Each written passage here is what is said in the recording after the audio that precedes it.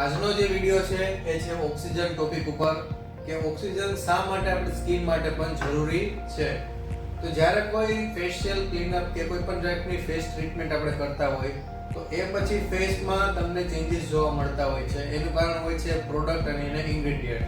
પણ એ સિવાય નોર્મલી જ્યારે તમે પાણીથી તમારું ફેસ વોશ કરો છો ત્યારે તમારી સ્કિન એકદમ ફ્રેશ ફીલ થાય છે. એનું કારણ શું હોય છે?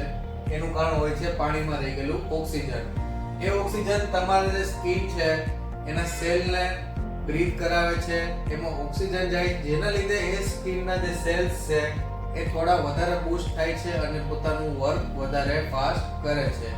જ્યારે કોઈ સ્કિનમાં ઓક્સિજનનું પ્રમાણ ઓછું થાય છે તો એના લીધે એ જે સ્કિન છે એ થોડી ડલ પડવા માંડે છે અને ઘણા લોકોની સ્કિન વધારે ડ્રાય પણ થઈ જાય છે.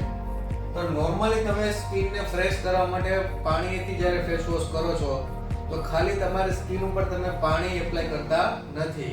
પાણીમાં રહી ગયેલું ઓક્સિજન તમારા જે સેલ્સ છે એને પણ બૂસ્ટ કરે છે, જેના લીધે તમે જ્યારે પણ પાણીથી ફેસ વોશ કરો તમને ફ્રેશ ફીલ થાય.